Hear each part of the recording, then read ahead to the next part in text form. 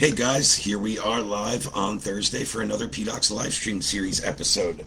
Now, guys, again, just did a post maybe 15, 20 minutes ago. Didn't make an announcement this week.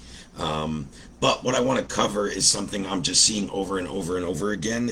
And it's really all around the best practices and the best advice and insight and resources that I can give to highlight and really I want to go more than highlight. So highlight and then go in more depth, regarding the best practices and everything that's involved with getting started with your digital business or hitting your first or your consistent 10K months. Usually comes down to these factors, generally speaking, working with hundreds and hundreds, if not thousands of different clients and business owners now in the last 5 years. It comes down to the non-negotiables we set. It comes down to KPIs, tracking and understanding how to set the proper KPIs and really what that means. And then, of course, it goes into the objective of what you're trying to accomplish and the strategy, approach, and tactics within that to successfully accomplish that, right? So, what you're seeing on the screen here is a document, and I've been doing lessons on this maybe only like once a year, and the whole lesson's not on this. I'm just leading off with this, but I might have first taught this in like a 2021 Facebook group live stream before we really even had PDOCS. That one actually might even been back in 2020 because we launched PDOCS right in January of 2021. So I've been teaching and going over this stuff for years. I mean, since I got my start. You guys probably know.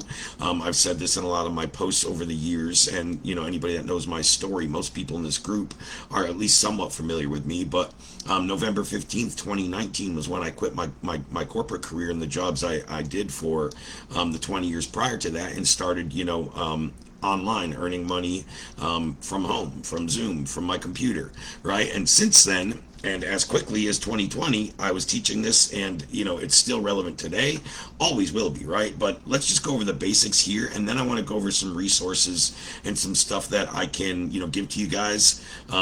You can either comment below whatever resource you want, I'll say the title, or check out the replay when it's uploaded on YouTube, and all these links will be in the description under. So if you're watching on YouTube, like, comment, subscribe, all that good stuff that I never say. But the resources you're looking for will be down in the description. If you're watching on Facebook, particularly on the live stream, just go comment the resource, and I'll either tag you in the post and comment it there, or I'll shoot you a DM or whatever. But as I talk about, and again, this document, just to get a bit of a chuckle, we've all seen this guy in all kinds of memes. He's hilarious. But again, I'm not saying it's the CIA, but it's the CIA. In this case, standing for consistency, implementation, and accountability. I mean, it almost always comes back down to these three things, as simple as it sounds. That's why I'm not going to spend a lot of time on it. I'm going to spend more time on the resources and the actual implementation of implementing this method, right? As redundant as that may sound, right? Consistency, just really quickly, that's how often, which activities. I tell people to do what's called a red dot, green dot exercise, something I've been doing for years that helps me with productivity. If you just sit and monitor all the activities you do, I sent DMs, I made cold calls, I sent emails, I jumped on Zoom calls, right? Everything you do, I wrote copy, I did this. At the end of the day, look how many you're doing, number one, and first thing I look at before I even do, and actually you can do it either way, right? So let's start with the red dot, green dot. So I like to say put a green dot next to every activity that actually generated revenue, and a red dot next to those that don't.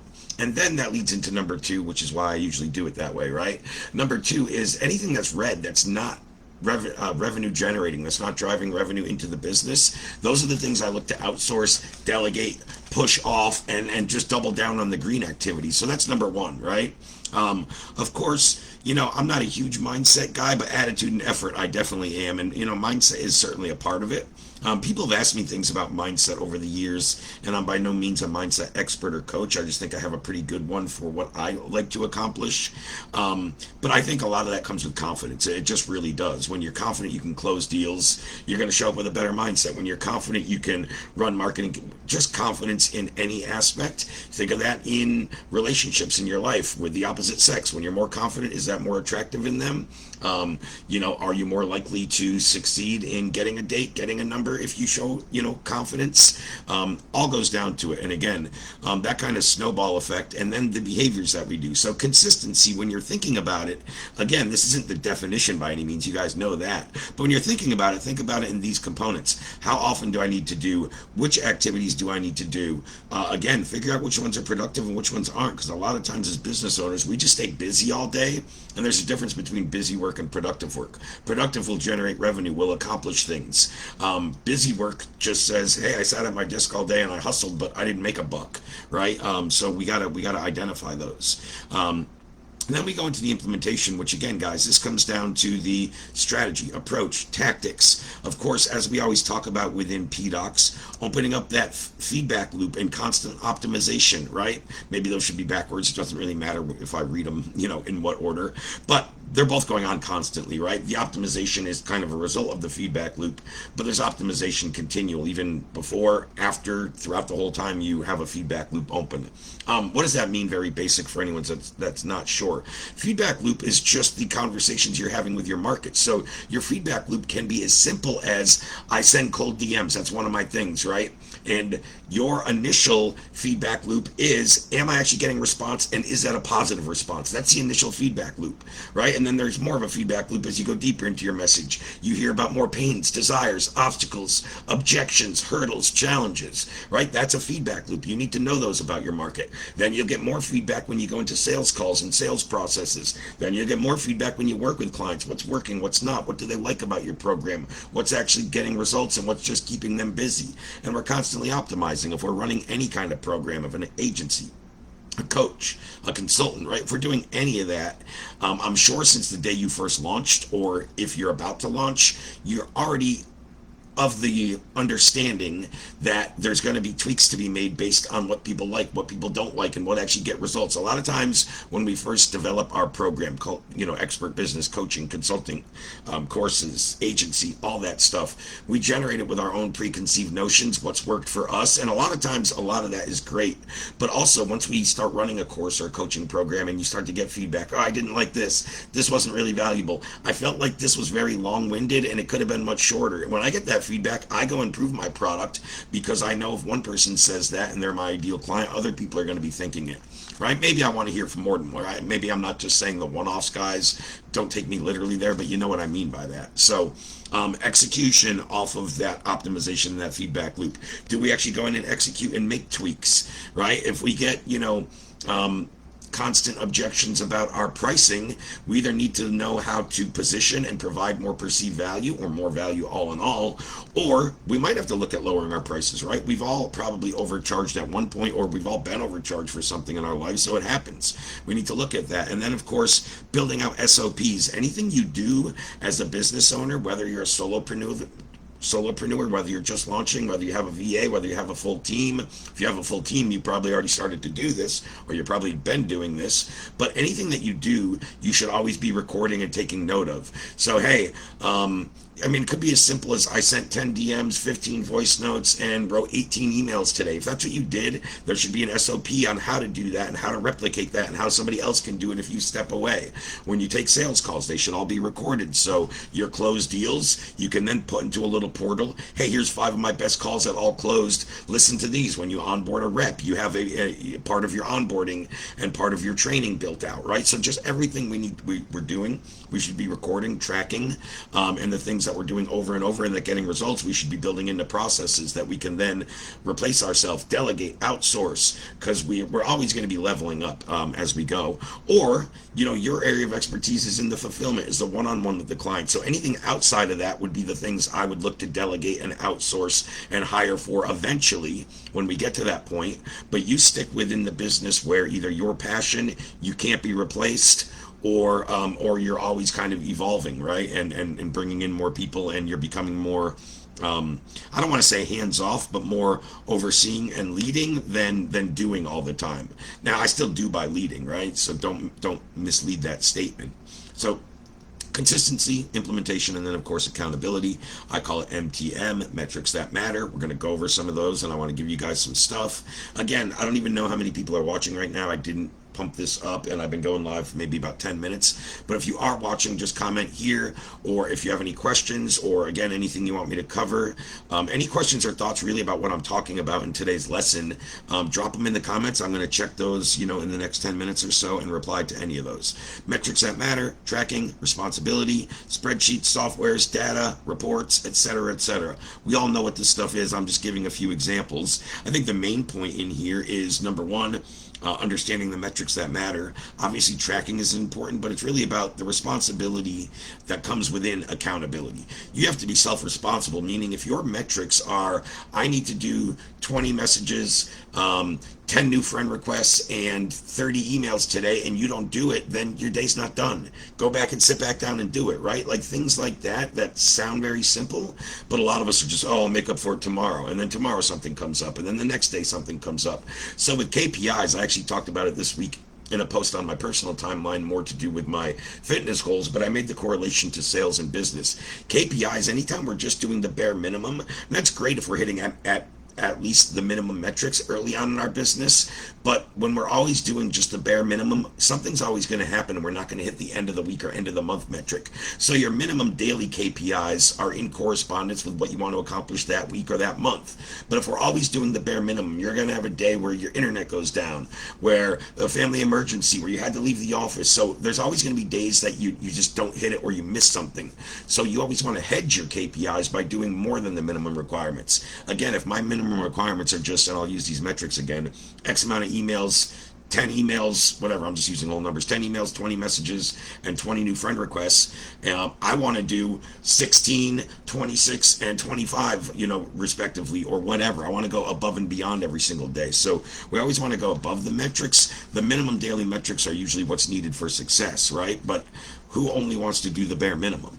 And if you only want to do the bare minimum, you probably aren't cut out for being an entrepreneur and running service-based digital businesses. Service-based businesses, it doesn't even have to be digital. If you're not willing to go above and beyond and you're a service-based business or an expert, you're probably in the wrong game, unless you're just creating courses and digital products. Then you can kind of do that to an extent because everything becomes evergreen.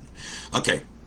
So now let's go into a couple of resources that I would be utilizing and that my clients use, and anybody that's ever been through my challenges, my 5-day challenge, our PDOCS 7-day challenge, the Messaging Mastery Challenge we ran last summer, any of our live challenges specifically. I believe this is also in the curriculum in our recorded, in our evergreen and past challenges that people can still purchase. 99% sure these are in the resources there as well. But number one, what do we want to do here? So for this one, I want to keep this template the way it is. So I'm going to do what I would do if I were you and getting this. And again, if you want this, just copy KPI metric sheet, or KPI sheet is fine. Just copy that and comment that, and I will shoot that over to you. And again, if you're watching on YouTube or anywhere, this is a replay, it's probably down in the description. So let's just say for this case, and what we talked about was what I talked about in this post, and the number, it seems like, has always been a factor for some reason ever since I've been in the online space, is hitting $10,000 months, right? Oops. Helps if I put the decimal point in the right spot.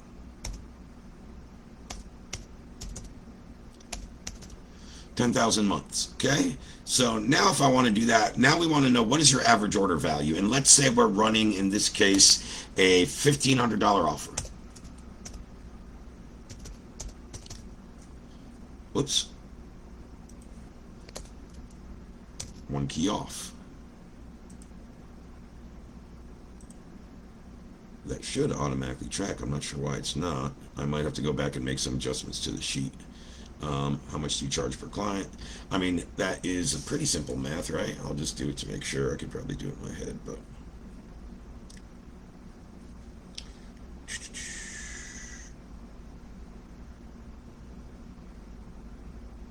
so it's basically 6, 7. We'll always go to the higher number. The 6 wouldn't quite get there. So that'd be 7 new clients or 7 sales per month. Yeah, that's why they did that. I get it. I totally get it.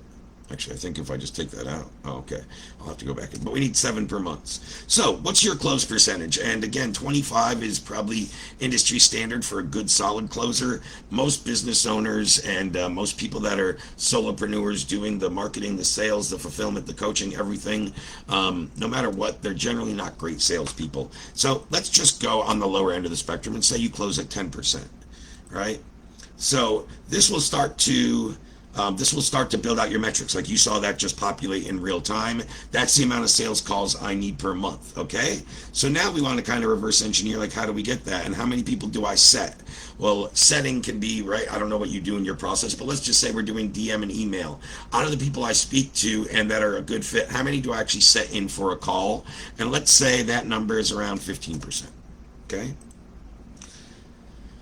Okay, and this is more so in this setup, just so you guys know, it would be a much higher set percentage if I'm doing the triage call and we're doing the whole process. So this makes more sense. So let's actually leave that set rate. That should be closer to 25% easy. It's probably even a lot higher than that. That's a real low number in this case, actually. So that means if I were running my whole business and my whole funnel saying, hey, I want to close 7 clients at 1,500 per month, I close at about 10%. That means I need 70 sales calls needed. Let's say I talk to 280 people. How many of those can I actually set to a sales call in a triage call, right? If I get to 280 people in a month, which again, this number may sound real high. And if that's the case, let's be realistic, right? Let's talk about all this as we go. Let's be realistic.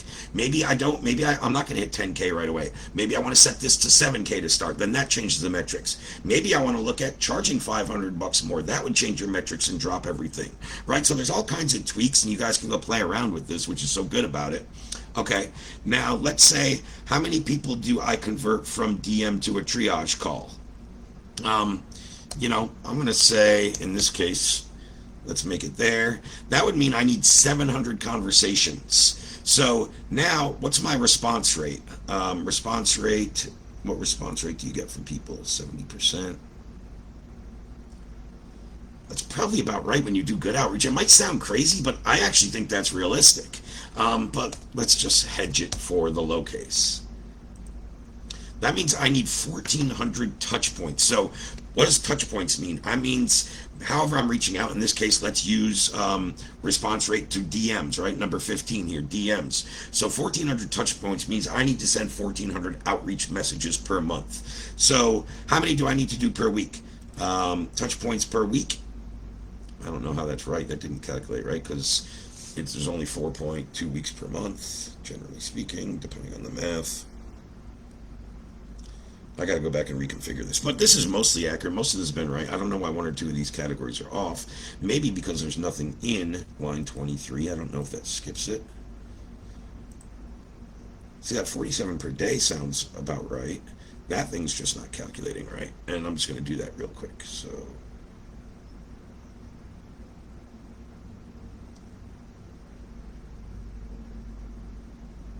yep.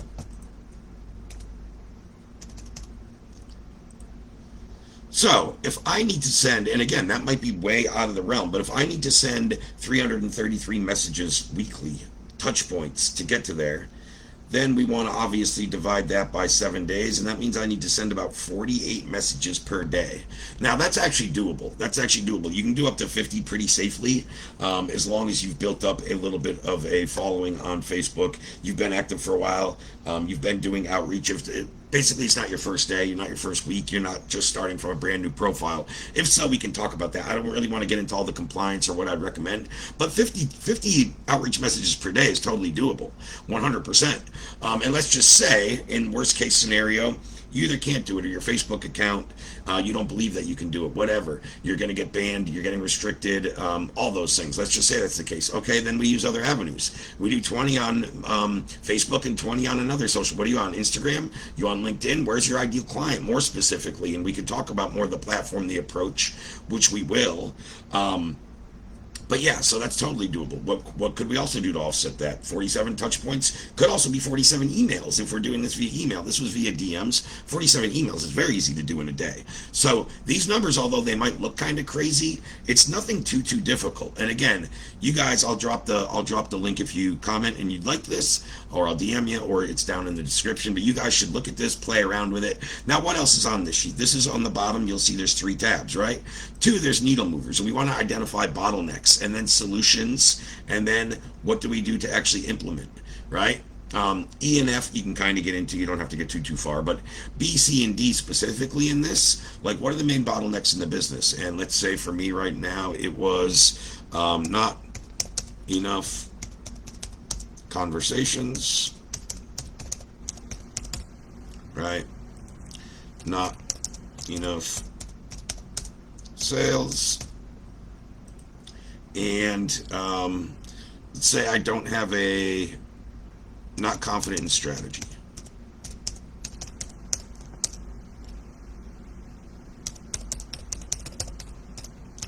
Strategy/approach.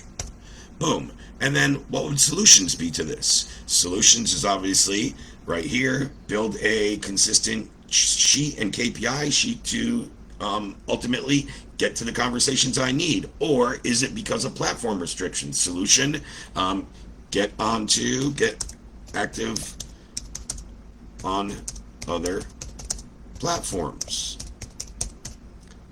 Send more daily emails, right? There's all kinds of things we can be doing, but you got to just identify these things, right? And actually, the implementation is more the sending the emails. Actually, the solution right there, yeah, solutions get on other platforms. Email could be another platform if you're not currently using it. It would baffle me if you're not, but if you're not, you're not, right? Really no big deal. So anyway, list some of your bottlenecks, start to get solutions, and then build out an implementation plan. And then the schedule thing, I have a whole lesson on this in another, another tutorial on batching out your power hours, understanding your chronotype, but really it's building out an effective schedule and calendar, to make sure that you're doing things that meet your personal goals, your trainings, and allowing for admin time, meetings. Power hours are where you should be doing client-facing stuff, creating content, doing your live streams, doing your coaching sessions, anything that's really, you need to be on point, right? When you feel the best in your day, et cetera, et cetera. And then, so that is more. CNC just stands for more time. There's a different terminology, I go through it all, but really that's more time for your outreach. That's when I'm going to be doing more follow-up and more outreach with people. So I might block that off in the afternoon and then again in these hours. So again, I can go through the whole lesson on that. I wanted to really go through more of the KPIs. And the other thing I wanted to cover in terms of what I do with people, again, and this is just the most recent one I did this week, and let's pretend after you see kickoff call recording, let's pretend that wasn't there. Under name, and again, let's just look at the 6 things that are in bold here. 1, 2, 3. This one's research or homework. Let's not even really go into that one too much. Let's focus on these 5. I had 1, 2, 3, 4, 5. And pretend, again, I want this filled out and I wanted to show you an example, but when I start this with everybody, and the one I'll give to you guys will be blank, right? There'll be a blank one. This is actually for a client that I did this with. So none of this is here, right? None of this is here past the bold. Just the bold is there. And I'll bring up it doesn't really matter if I bring up a blank. And then the homework is what I fill out based on the other 5 components. So really quickly, in your business, you should be able to do this really quickly. I could go bring up a blank one and do this. I actually have one. I do have one right here. So exactly. So this is what it looks like. It's just very basic, right? And maybe I'll just go through and fill one out in a minute if this doesn't make sense, or I'll do it super quick. But this is the client that I did this for, and I took off his last name to be respectful. But boom. We put your name or the business name, whatever you want there. This is how you would fill this out if you're doing this. Niche and industry, not who you're serving. What niche or industry are you in? Your expertise, your service, your agency, your coaching, your consultant. Are you in health? Are you in fitness, right? Are you in business development? Are you in, scalability consulting? Like, what is your specific niche or industry? And then what is your offer? Very, very basic without going much in depth. Again, this is what I do with a private client and what I would be doing if I'm you guys, still struggling to get take 10K a month, just getting started. And then we would go in more depth to build out the offer in full. But right now, very basic, the offer is digital business solutions utilizing AI and or data-driven solutions, right? Who's the ideal client and who are you serving? So ideal client, this is just the who. There's two more components you guys always hear me talk about, which is right below in the homework. I'll get to that in a moment. All the homework stuff, I'm going to cover that last. I'm going to skip down past that in a minute because I fill that out after I do these other five. But basically, this is the who, very simply, and we'll get back to the other two aspects. So the two most important aspects of this, in my opinion, and this is where most of the people I work with, that I've worked with in any of my businesses, Audience Lab, Sales Lab, PDOCS. PDOCS is probably the most one-on-one people and probably the most overall so far, but Audience Lab is very, very close. But regardless, it's always about the immediate objectives. So when I work with a client, it's like, in this case, hey JP, in the next 60 to 90 days, in a perfect world of us working together, where would you like to be and what would you like to accomplish, right? And in this case, he wants the offer completed and launched, which I expect to be done within the next 7 to 14 days tops. He wants the offer validated, which means we don't just complete and build offers, we actually sell them. We get on a call and it gets validated when somebody says, yes, Ray, yes, JP, I'll pay you for this service. He wants to get up to 100K. He wants basically his long-term goal, and within 90 days, it's possibly doable. I told him to set a more realistic goal, probably 50K minimum in this time period, which I totally think is doable with this offer and everything we have in his existing experience, expertise, infrastructure, etc., etc. But basically, he wants to get 10 clients at 5K a month right off the bat, and then ultimately 20 clients at 10K, at 5K a month, or 10 clients at 10K a month to get up to 100K. And then we want to be getting, once we get to the 50, 100K mark, we can really start to look into scale mode. I like to say a lot of business owners are kind of in growth mode till they get 25, 30, 40, 50K and up. Once you hit about that 50K up, monthly revenue, that's where you start to get into scale mode and you're building out more about what we talked about, delegating, outsourcing, more softwares, more SOPs, starting to build, more of a brand in a company and not just kind of an expert business from my basement office or whatever, right?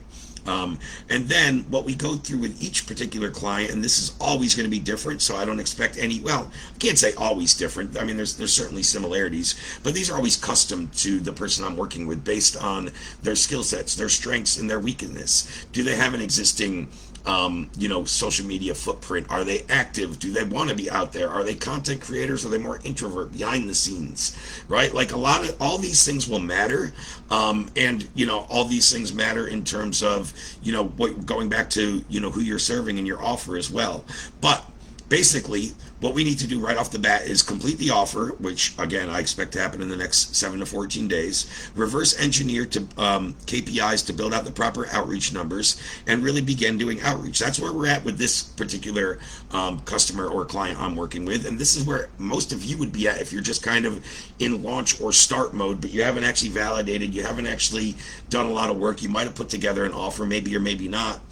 If so, when you work with me, if you already have one, it's probably going to change a little when I pressure test it. But if not, you're going to kind of learn the proper way to build one and how to structure one. I'm willing to bet stronger than the way it currently is constituted. And within JP and his ecosystem and his skills and his strengths and what he can do, the best way to accomplish this, especially get to those first 50K months, then I think at that point he and I will discuss starting to work some ad spend and starting to grow numbers. But that's not where we're at right now, where we're doing the immediate immediate objective for the next 60 to 90 days and the immediate strategy and approach to accomplish that. So for JP, it's utilizing his warm network. He's been in this space and knows a lot of people that can utilize this stuff. So start there. And based on who he's serving and again, his existing capabilities and everything I've talked about, cold email and LinkedIn outreach will be the best three-prong approach for him to start bringing in revenue and get to these first potentially 50K in revenue within the next 60 to 90 days. So that's a really basic one. I'm going to go through and just do this real quick. Let me check the comments and just see. I don't even know who's watching or if I have many people live or if there's any comments, but let me just go take a look real quick. and then I will dive back into one last thing.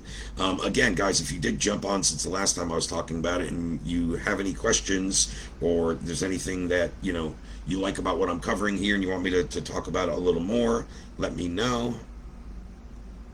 And I see 16 views, a few likes, don't see any comments as of now. Cool. So again, if you have any comments or anything that, again, you took away you like, but really quickly, let me go through and just pretend I'm going to do this for myself, but I'm going to do this for myself like a couple years ago before I had a big team and a bunch of stuff, right? And let's just go back to when I first launched my first offer. Yeah, let's just do it that way. That'd be great. I haven't done that in quite a while.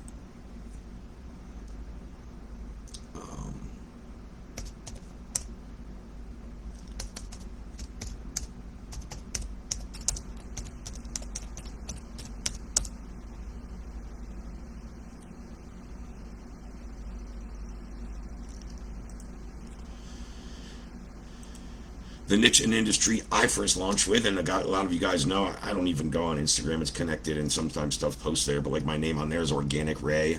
I've run a lot of organic trainings. I've got a lot of my success organically. I've grown every company we've grown to start organically and then gone into ads. So, and you guys know I still do this. I still teach this, and it's a big component within PDOCS, right? But let's just go very basic. My first niche and industry that I was a part of, and my expertise was organic outreach. My offer was to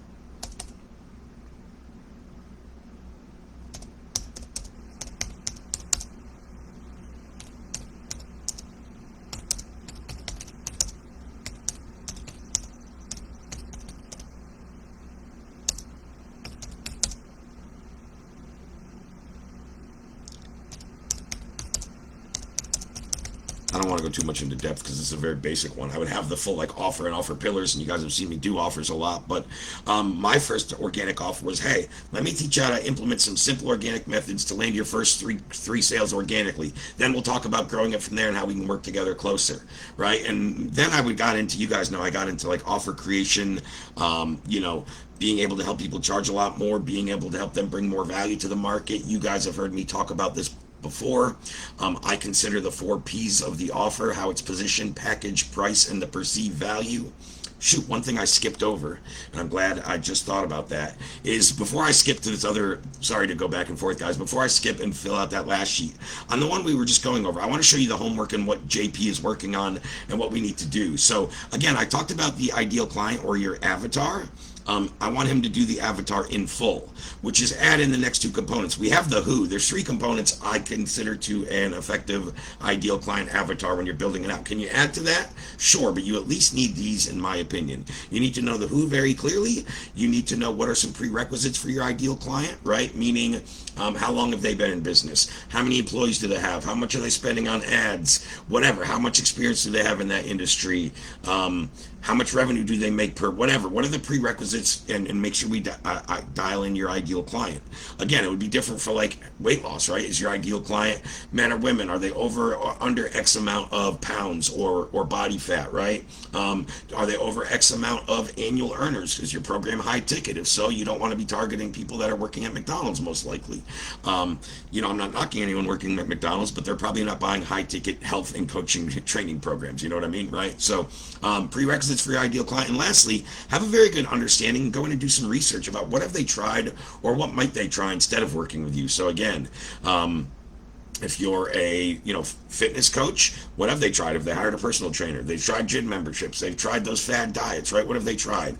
What might they try instead of working with you? And if they haven't already tried it, et cetera, et cetera. So number 1 is to dial that in, which is actually in this, it's actually within these component 2 resources, but we're really on in the main emphasis, as I've said, for this client and JP, and what we're working on together over the next 7 to 14 days is really getting that offer dialed in. So go through and complete the specific offer research sheets included here. Let's get this completed ASAP because I want your offer launched, right? Here's the offer building masterclass. See how I do it and how I construct offers. Here's all the resources associated in the offer building masterclass, your own templates, your own offer building worksheets, everything that's included in there. And then the little Loom video on exactly what I need as the minimum things filled out to move on and craft that offer. And then, we want to start to build out number 3 for his homework is starting to build out his KPIs, right? Link here to download his prep sheet. Please make your own copy and edit accordingly. Please reverse engineer realistic KPIs, only the blue. Go through and fill in each KPI. Assess and pressure test offer. Pressure test numbers by adjusting quickly to see what's physically possible, trying to adjust metrics such as close rate, response rate, all the things we talked about on the other sheet. So again, that was like his next steps and everything he needs to do. So we do this one call. Within 30 minutes, I diagnose all this. I list it down very simply. Less is more early on in your business specifically. A lot of us overcomplicate things. And when we do that, we also overcomplicate how it's portrayed or perceived in the market, and complicate how we communicate our solution, our value, our offer, right? Let's just keep it very simple. You noticed on this, right? Niche and industry, offer. These are all very clear, very concise, which a lot of people have trouble doing. I'm doing that for a reason. I could elaborate and make them longer. I don't want to here. It's very intentional, right? So build out all this stuff within a half hour. Then I give them all the next steps. Hey, if I'm you, this is what I would be doing. This is the objective you want to accomplish, JP. You told me that. If I'm you, this is what I'm going to do right here. Now, what do you need to accomplish that?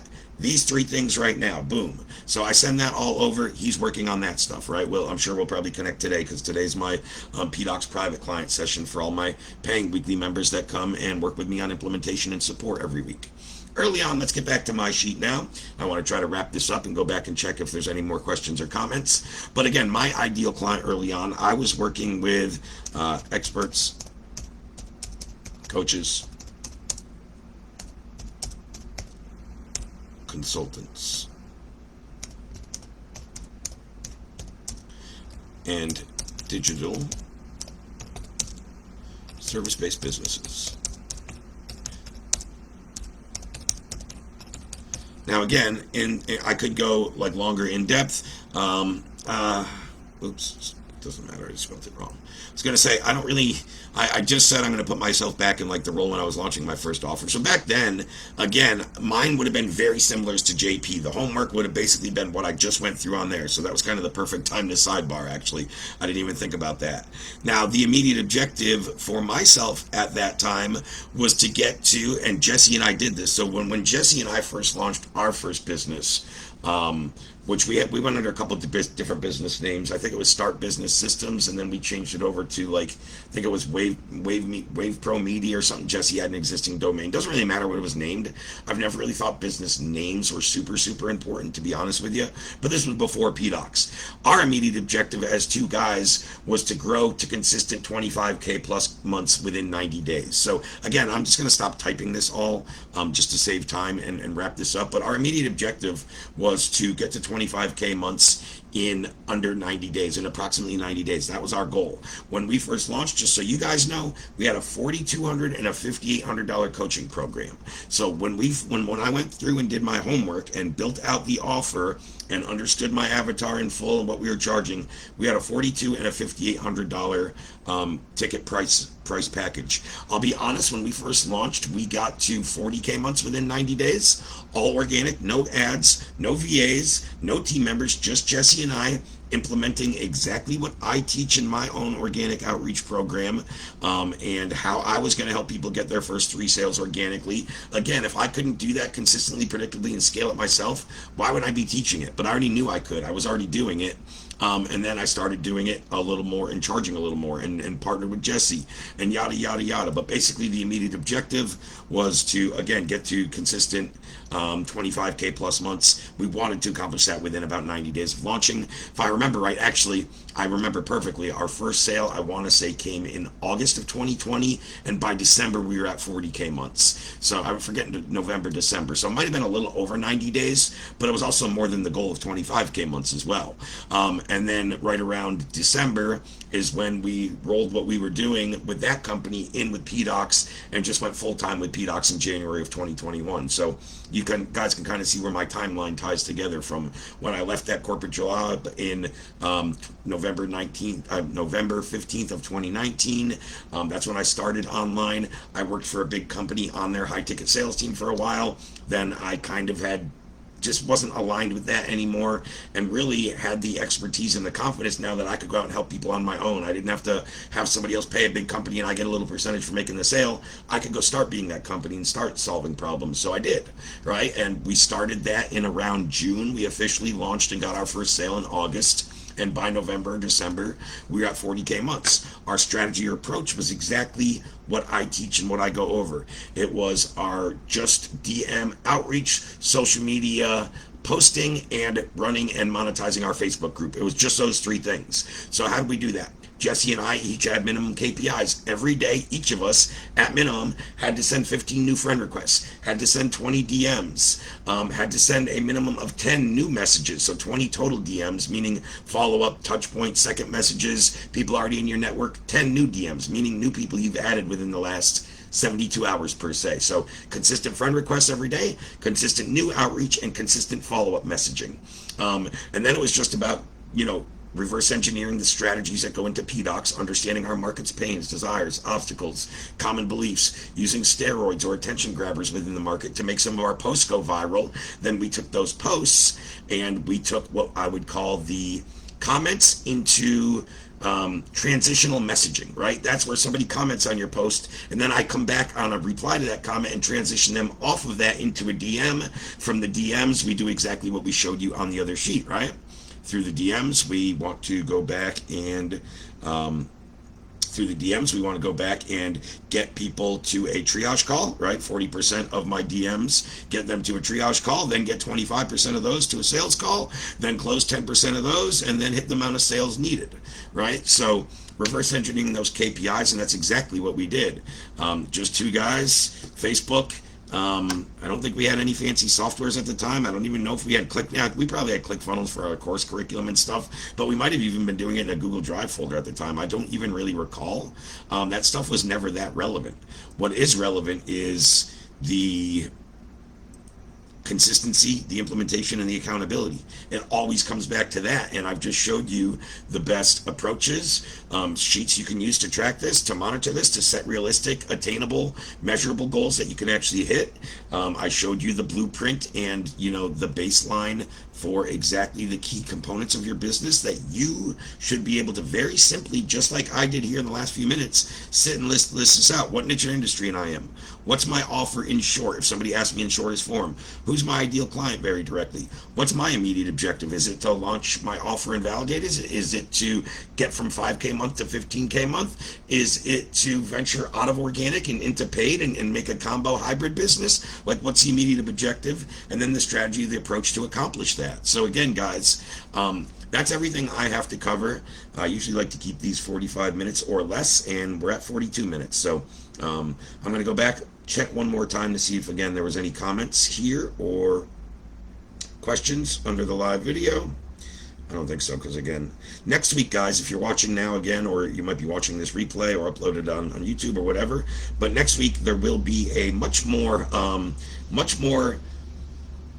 applicable announcement prior to the live stream, which I usually do. This week I've just been so busy. I took the day off yesterday. Just a lot of stuff going on.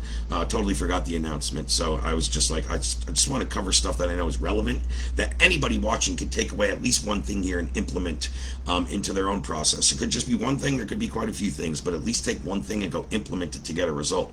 Next week I have a kind of special live stream curriculum and topic and lesson that I'm really excited about. I totally anticipate it being one of, if not the best PDOCS live streams of the year, and there will be an announcement early next week in the group about that, as well as on my own timeline. Sean, you did comment, how much of these revenue goals do you think rely on the market itself? Red ocean saturated market versus something like the AI offer you're discussing. How much do you think the revenue goals rely on the market?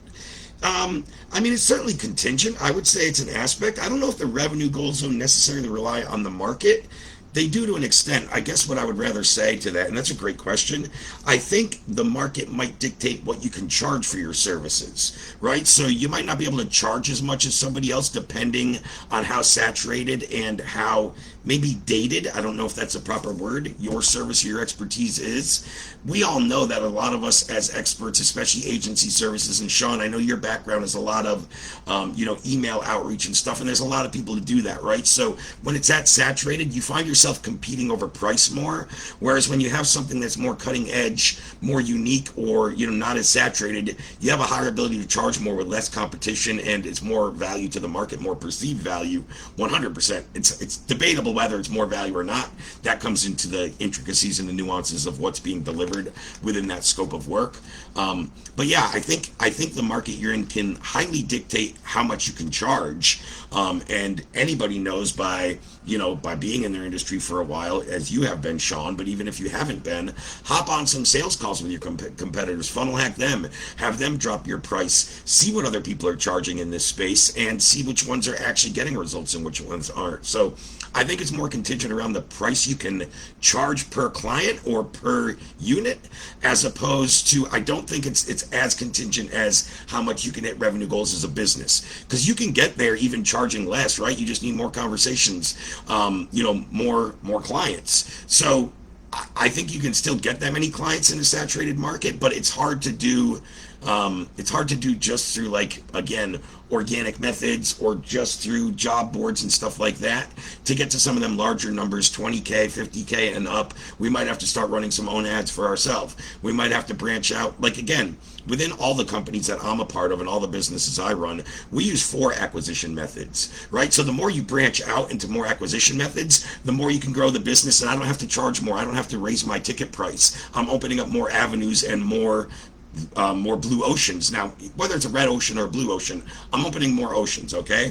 So again, we use cold email, we use paid ads, we use organic outreach, DM setters, social media, and we use mutually beneficial partnerships. So we use those 4 different avenues very strategically, and each time we open up a new one or a new avenue within each company or each business I'm a part of, it drives in more and more revenue, right? So hopefully that answers your question. That was a little long-winded, but great question there, Sean, 100%.